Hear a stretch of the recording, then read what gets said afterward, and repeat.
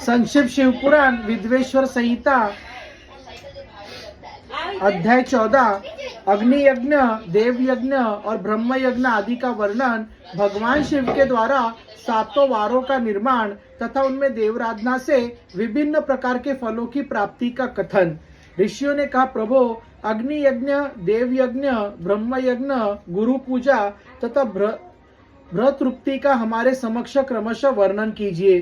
सूत जी बोले, महर्षियों, गृहस्थ पुरुष अग्नि में सायकाल और प्रातःकाल जो चावल आदि द्रव्य की आहुति देता है उसी को अग्नि यज्ञ कहते हैं। जो ब्रह्मचारी आश्रम में स्थित है उन ब्रह्मचारियों के लिए समिधा का आधनी अग्नि यज्ञ है। वे समिधा का ही अग्नि में हवन करे।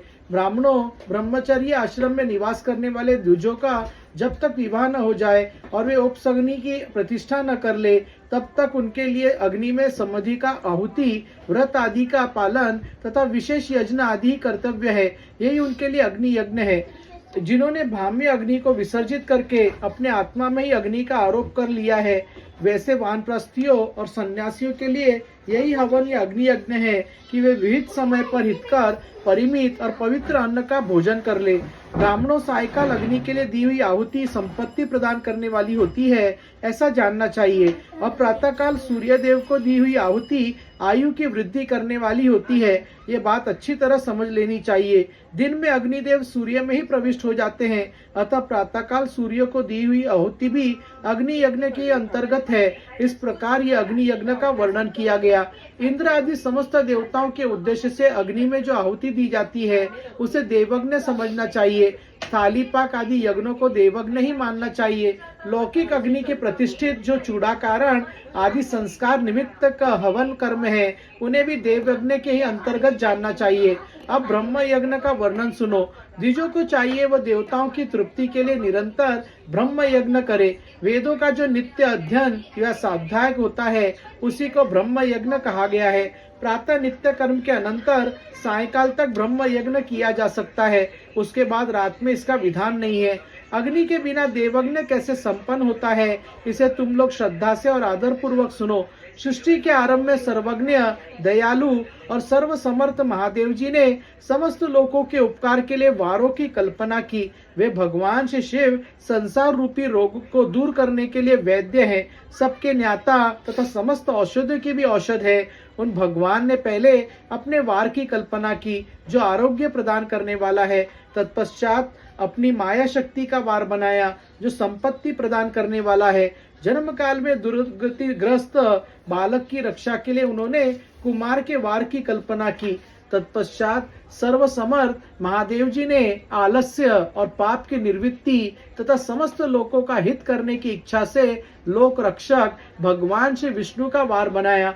इसके बाद सबके स्वामी भगवान शिव ने पुष्टि और रक्षा के लिए आयुकर्ता त्रिलोक सृष्टा परमेष्ठी ब्रह्मा का आयुष्कारक वार बनाया जिससे संपूर्ण जगत के आयुष्य की सिद्धि हो सके। इसके बाद तीनों लोकों की वृद्धि के लिए पहले पुण्य पाप की रचना हो जाने पर उनके करने वाले लोगों को शुभाशुभ फल देने के लिए भगवान शिव ने इंद्र और यम के वारों का निर्माण किया। ये दोनों वार क्रमशः भोग देने वाले तथा लोगों के मृत्यु भय को दूर करने वाले हैं। इसके बाद सूर्य आदि 7 ग्रहों को जो अपने ही सर्वस्वभूत तथा प्राणियों के लिए सुख दुख के सूचक है, भगवान शिव ने उपयुक्त 7 वारों का स्वामी निश्चित किया। वे सब के सब ग्रह नक्षत्रों के ज्योतिर्मय मंडल में प्रतिष्ठित है। शिव के वार या दिन के स्वामी सूर्य है। शक्ति संबंधी वार के स्वामी सोम है। कुमार संबंधी दिन के अधिपति मंगल है। विष्णु वार के स्वामी बुध है। ब्रह्मा जी के वार के अधिपति बृहस्पति है। इंद्र वार के स्वामी शुक्र और यमवार के स्वामी शनिश्चर है। अपने अपने वार में की हुई उन देवताओं की पूजा उनके अपने अपने फल को देने वाली होती है। सूर्य आरोग्य को और चंद्रमा संपत्ति के दाता है। मंगल व्याधियों का निवारण करते हैं। बुध पुष्टि देते हैं। बृहस्पति आयु की वृद्धि करते हैं। शुक्र भोग देते हैं और शनिश्चर मृत्यु का निवारण करते हैं। ये 7 वारों के क्रमशः फल बताए गए हैं जो उन देवताओं की प्रीति से प्राप्त होते हैं। अन्य देवताओं की पूजा का फल देने वाले भगवान शिव ही है। देवताओं की प्रसन्नता के लिए पूजा की 5 प्रकार की ही पद्धति बनाई गई। उन देवताओं के मंत्रों का जब यह पहला प्रकार है, उनके लिए होम करना दूसरा, दान करना तीसरा तथा तप करना चौथा प्रकार है। किसी वेदी पर, प्रतिमा में, अग्नि में अथवा ब्राह्मण के शरीर में आराध्य देवता की भावना करके 16 उपचारों से उनकी पूजा या आराधना करना पांचवा प्रकार है। इनमें पूजा के उत्तरोत्तर आधार श्रेष्ठ है। पूर्व के अभाव में उत्तरोत्तर आधार का अवलंबन करना चाहिए। दोनों नेत्रों तथा मस्तक के रोग में और कुष्ठ रोग की शांति के लिए भगवान श्री सूर्य की पूजा करके ब्राह्मणों को भोजन कराए। तदंतर एक दिन, एक मास, एक वर्ष अथवा 3 वर्ष तक लगातार ऐसा साधन करना चाहिए। इससे यदि प्रबल प्रारब्ध का निर्माण हो जाए तो रोग एवं जरा आदि रोगों का नाश हो जाता है। इस देव के नाम मंत्रों का जप आदि साधन वार आदि के अनुसार फल देते हैं। रविवार को सूर्य देव के लिए, अन्य देवताओं के लिए तथा ब्राह्मणों के लिए विशिष्ट वस्तु अर्पित करें। यह साधन विशिष्ट फल देने वाला होता है तथा इसके द्वारा विशेष रूप से पापों की शांति होती है।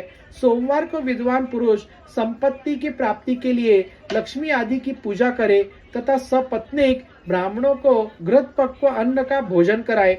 मंगलवारों को रोगों की शांति के लिए काली आदि की पूजा करे तथा उड़द, मूंग एवं अरहर की दाल आदि से युक्त अन्न ब्राह्मणों को भोजन कराए। बुधवार को विद्वान पुरुष दधि युक्त अन्न से भगवान श्री विष्णु का पूजन करे। ऐसा करने से सदा पुत्र, मित्र और कलत्र आदि की पुष्टि होती है।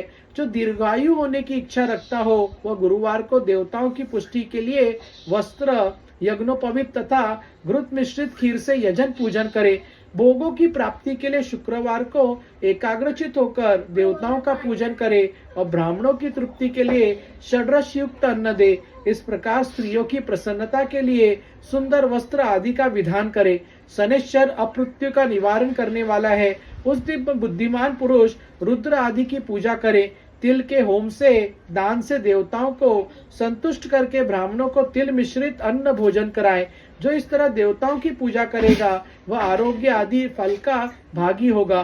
देवताओं के नित्य पूजन, विशेष पूजन, स्नान, दान, जप, होम तथा ब्राह्मण तर्पण आदि में एवं रवि आदि वारों में विशेष तिथि और नक्षत्रों का योग प्राप्त होने पर विभिन्न देवताओं के पूजन में सर्वज्ञ जगदीश्वर भगवान शिव ही उन देवताओं के रूप में पूजित हो सब लोगों को आरोग्य आदि फल प्रदान करते हैं।